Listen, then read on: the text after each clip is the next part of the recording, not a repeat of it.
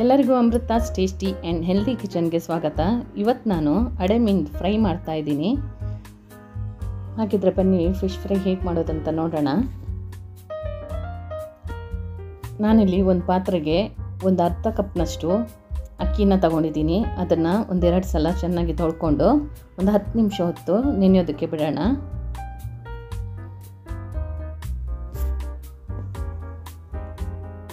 ನಾನಿಲ್ಲಿ ರೇಷನ್ ಅಕ್ಕಿನ ತಗೊಂಡಿದ್ದೀನಿ. ನೀವು ಬೇಕಿದ್ದರೆ ರಾ ರೈಸನ್ನು ತಗೋಬೋದು.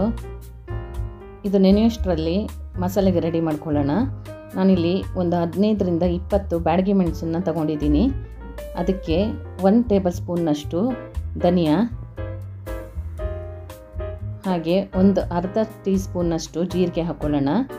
ಒಂದು 5ರಿಂದ 6 ಕಾಳು ಮೆಂತ್ಯ ಹಾಕೋತಾ ಇದ್ದೀನಿ. ಮೆಂತ್ಯನ ಹುರ್ಕೊಂಡಿದ್ದೀನಿ. ಉಳಿದೆಲ್ಲ ಸಾಮಗ್ರಿಯನ್ನು ಹುರ್ಕೊಳ್ಳೋದು ಬೇಡ. ಹಾಗೆ ಸ್ವಲ್ಪ ಅರಿಶಿಣ ಪೌಡರ್, ಒಂದು 1/4 ಟೀ ಸ್ಪೂನಷ್ಟು, ರುಚಿಗೆ ಬೇಕಾದಷ್ಟು ಉಪ್ಪು ಹಾಕ್ಕೊಳ್ಳೋಣ. ಇದಕ್ಕೆ ನಾನು ಒಂದು 5ರಿಂದ 6 ಎಸಳು ಬೆಳ್ಳುಳ್ಳಿ ಹಾಕೋತಾ ಇದ್ದೀನಿ. ಇದೆಲ್ಲ ಸ್ವಲ್ಪ ನೀರು ಹಾಕ್ಕೊಂಡು ಗ್ರೈಂಡ್ ಮಾಡ್ಕೊಳ್ಳೋಣ.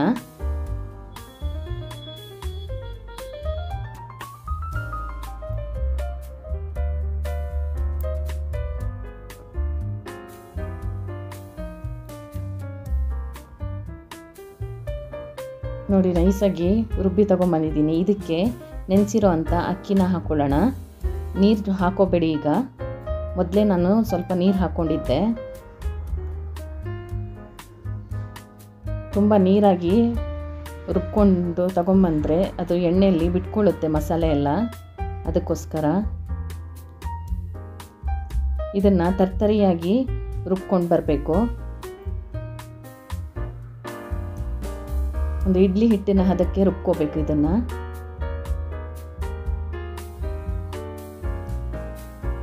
ಇದನ್ನು ಒಂದು ಬೌಲ್ಗೆ ತೆಗೆದಿಟ್ಕೊಳ್ಳೋಣ ಮಸಾಲೆನೆಲ್ಲ.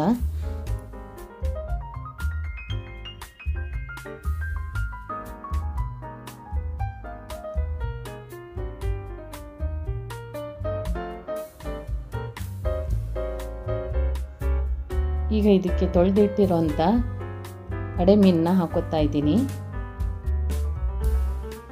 ನಾನಿಲ್ಲಿ ಒಂದು 3/4 kg ಅಡೆ ಮೀನು ತಗೊಂಡಿದ್ದೀನಿ. ನೀವು ಯಾವುದೇ ಬೇರೆ ಮೀನನ್ನು ಹಾಕೋಬೋದು. ಎಲ್ಲ ಮೀನಿಗೂ ಈ ಮಸಾಲೆ ಚೆನ್ನಾಗಿರುತ್ತೆ.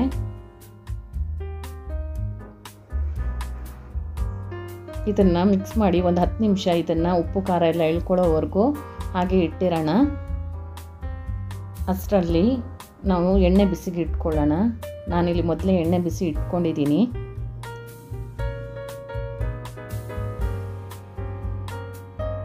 ನೋಡಿ, ಎಣ್ಣೆ ಕಾದಿದೆ ಅಂತೇಳಿ ಸ್ವಲ್ಪ ಮಸಾಲೆನ ಹಾಕಿ ಚೆಕ್ ಮಾಡ್ಕೋಬೇಕು.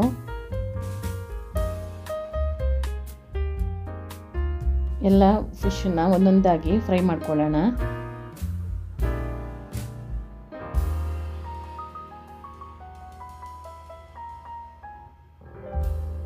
ಎರಡೂ ಕಡೆ ಚೆನ್ನಾಗಿ ಕಾಯಿಸ್ಕೋಬೇಕು. ಇದನ್ನು ಈಗ ತಿರುಗಿಸಿ ಹಾಕ್ಕೊಳ್ಳೋಣ. ಒಂದು ಸೈಡು ಚೆನ್ನಾಗಿ ಕ್ರಿಸ್ಪಿಯಾಗಿದೆ.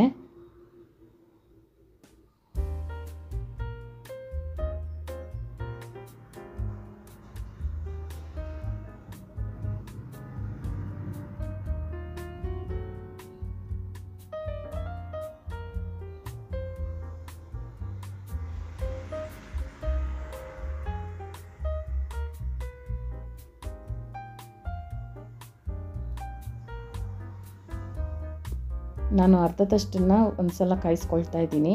ಮತ್ತೊಂದು ಅರ್ಧದಷ್ಟು ಇನ್ನೊಂದು ಟ್ರಿಪ್ ಹಾಕ್ಕೊಳ್ಳೋಣ.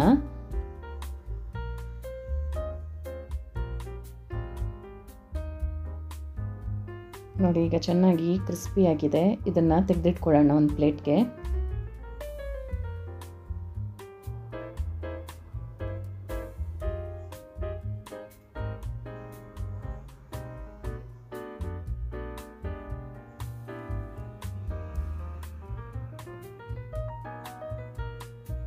ಈಗ ಅದೇ ಎಣ್ಣೆಗೆ ಉಳಿದಿರೋ ಅಂಥ ಫಿಶನ್ನು ಫ್ರೈ ಮಾಡ್ಕೊಳ್ಳೋಣ.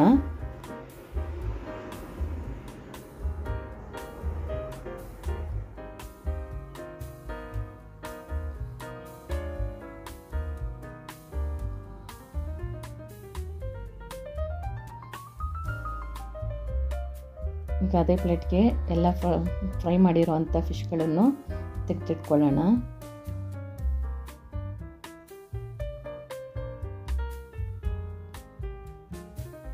ತುಂಬಾ ಕ್ರಿಸ್ಪಿಯಾಗಿ ಬಂದಿದೆ.